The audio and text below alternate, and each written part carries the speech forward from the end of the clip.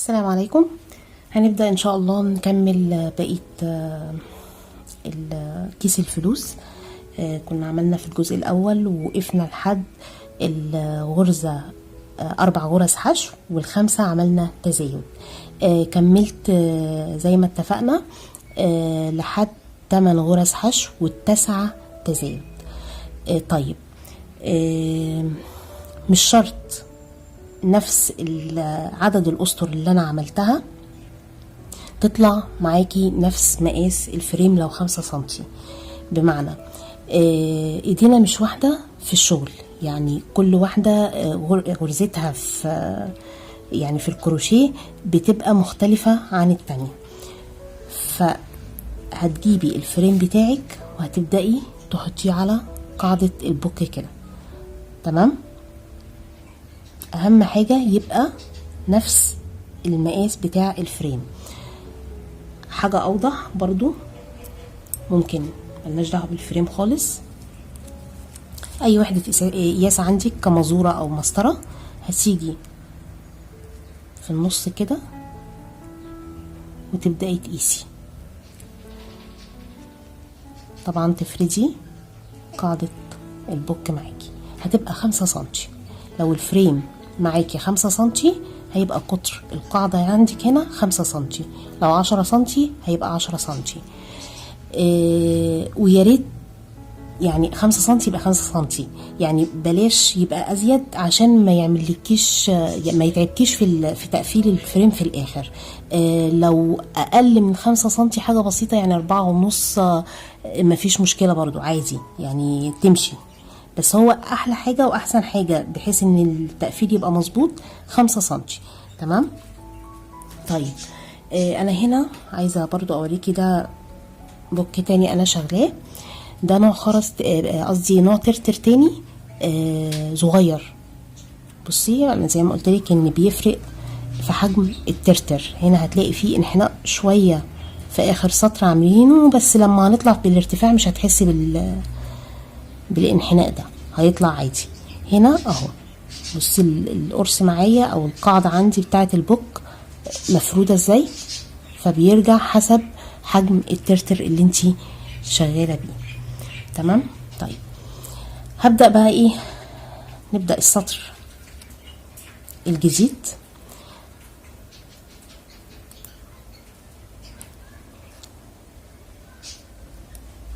بسم الله كده.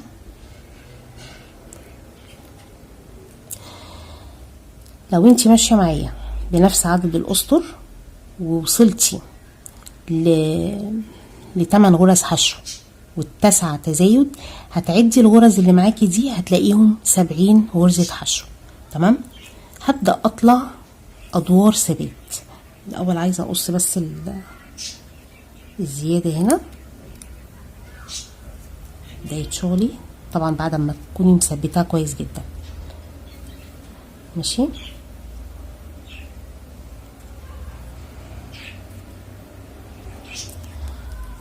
يعني ايه ادوار ثبات؟ يعني هطلع فوق كل غرزة غرزة حشو عادية. تمام. يعني هدخل في كل غرزة كده، اسحب الخيط بتاعي وانزل واحدة ترتر كده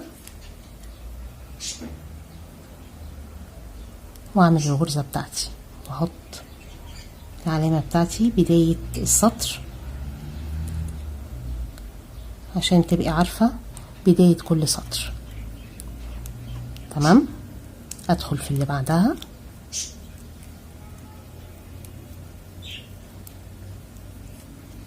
واعمل الغرزة التانية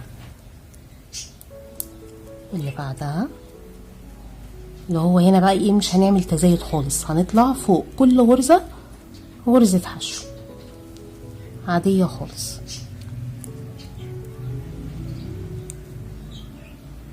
كده.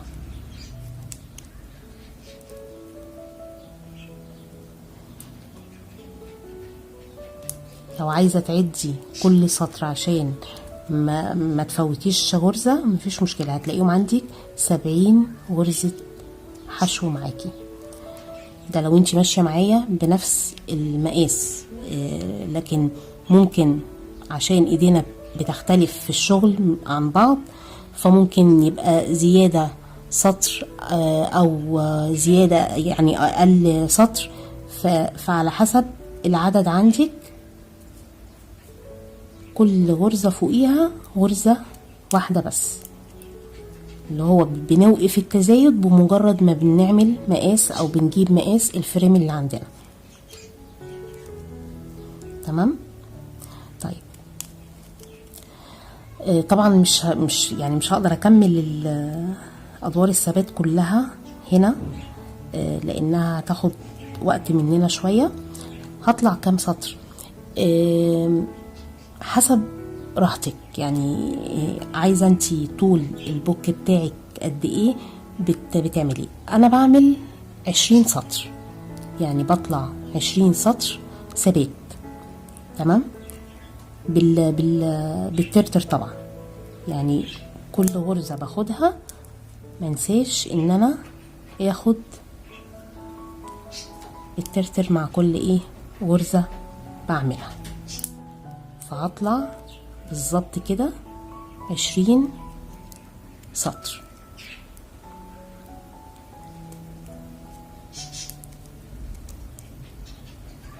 كده. انا هكمل ادوار الثبات اللي قلتلك عليها ل20 سطر وهرجع لك. لو انت شغاله والترتر معاكي خلص، طب هتعملي ايه؟ ببساطه خالص جدا، هاجي هسحب فتحه الشغل بتاعتي كده من عند الغرزه اللي انا واقفه عندها. تمام. وهقص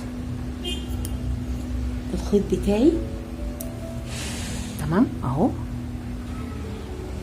وهبدأ احط البقرة عندي بتاعتي. هبدأ ان انا احط الترتر عادي زي ما وريتك في بداية الفيديو. وهعمل دي انا طبعا مجهزة الترتر بتاعي، فهجيب شوية كده اهو. بصي، هفك الغرزة اللي انا كنت عاملاها كده بالراحة خالص، وهخلي الغرزتين. مش انا بدخل في الغرزة وبطلع بالخيط بتاعي وبعد كده بنزل الترتر بتاعي واسحب. هنا بقى مش هسحب، هجيب الخيط الجديد كده وهو ده اللي هسحبه. تمام. وهشد الخيطين كده مع بعض، اجيبه قدامي انا على اني في بداية السطر كده. هقرب ترتر، جبالك عشان الترترة اللي هي دي ما تخرجش. اهي خرجت، معلش اسحبها تاني. ايدي الغرزتين اهم. اوريكي تاني الغرزتين اهو. قبل ما بنزل انا نزلت الترترة اهو. في الطبيعي ان انا بلف وبخرج، لا، هسيب كده الغرزتين وهنزل الترترة عادي. الخيط اهو الجديد اجيبه واسحب الغرزة بتاعتي. بعد كده هدخل عادي في اللي بعدها من تحت الخيطين. تمام. هاخد الغرزة بتاعتي وقبل ما اطلع منها هنزل واحدة من الترتر. متنسيش العلامة لو في بداية السطر زيي اهي كده. تمام.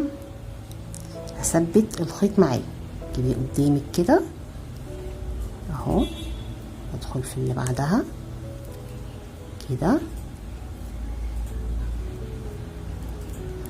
وانزل كده، وهفضل شغالة بنفس الطريقة اللي احنا متفقين عليها لحد ما تثبتي الخيطين، نهاية الخيط اللي انت كنت شغالة بيه وبداية الخيط الجديد، لحد ما تثبتيهم بعد كام غرزة وتقصي الزيادة. انا هسويهم ببعض عشان ايه ميحصلش لخبطة، واكمل عادي الشغل بتاعي بنفس الطريقة كده. تمام، مفيش اي حاجة، سهلة وبسيطة وما تقلقيش خالص. زي ما قلتلك لو الخرز معاكي خلص او الترتر مفيش اي مشكلة. كده انا وصلت للطول اللي انا عايزاه او شايفاه مناسب. بالنسبة للبوك اللي انا كنت بادئه بيه الفيديو طلعت طول 20 سطر، تمام، لان الترتر كان اكبر في الحجم شوية. ده انا طلعت حوالي 23 سطر لان الترتر الحجم بتاعه اصغر، فالموضوع بيبقى بالنظر يعني، وانتي شغالة بتشوفي عايزة تعملي اطول شوية، عايزة تعملي اقصر شوية، على حسب العمق بتاع البوك اللي انتي عايزة تحدديه. تمام. طيب بالنسبة بقى هعمل ايه بعد كده؟ نشيل العلامة بتاعتنا كده. اول حاجة هبعد بقى ايه الترتر ده بتاعنا بعيد عن ايدينا خالص، وهبدأ اشتغل بدون مضيف ترتر. هشتغل كام سطر؟ 3 سطور. يعني هبدأ اهو من بداية السطر بتاعي الجديد وهعمل غرز حشو. نحط العلامة بتاعتنا تاني. تمام، وهبدأ اشتغل بدون ما اخد ترتر معايا كده، يعني هشتغل عادي خالص غرز حشو فوق كل غرزة غرزة. كام سطر؟ 3 سطور بالشكل ده. افكها تاني عشان الخيط اهي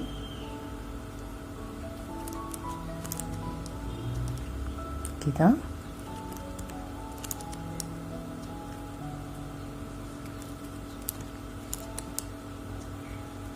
طبعا عايزه اقولك ان الترتر الحجم صغير، البوك معاكي بيبقى طري جدا، بيبقى يعني بصراحه انا شايفاه انه بيبقى عملي اكتر من الترتر اللي بيبقى حجمه اكبر شويه. وطبعا كل حجم ترتر بيفضل انك تختاري الخيط اللي يمشي معاه. تمام. انا عن نفسي الخيط اللي هو الترتر الوسط مشي معاه الخيط اللي هو الجابريكس تمام، يعني سواء في الترتر الصغير او الوسط بصراحه الخيط كان ماشي معايا تمام. لكن الترتر كان كبير شويه اخترت معاه يعني نوع خيط تاني اسمك شويه عشان اقدر ان تبقى الغرز بتاعتي متقفله ويبقى شكلها حلو. تمام، هفضل ماشيه كده 3 سطور. انا وصلت اهو للسطر الثالث. طبعا كنت بجري عشان وقت الفيديو ما يبقاش طويل. اخر غرزتين معايا في السطر اهو بالشكل ده. الغرزة ضيقة معلش شوية بس ايه اهي. تمام، عملت ال3 سطور اللي اتفقنا عليها. طيب بعد كده بقى خلاص مش محتاجة الماركر في حاجة. هدخل في الغرزة الاولى اللي هي مكان الماركر وهقفل بمنزلقة. تمام. وهاخد سلسلة ثبات واقص ايه الخيط معايا. تمام. هعمل ايه، همشي الخيط كده معايا كام غرزة، او ممكن تعمليها بإبرة التنظيف جوه الخيوط كلها. انا بدخل كام غرزة كده بره وجوه واثبت الشغل معايا فيه.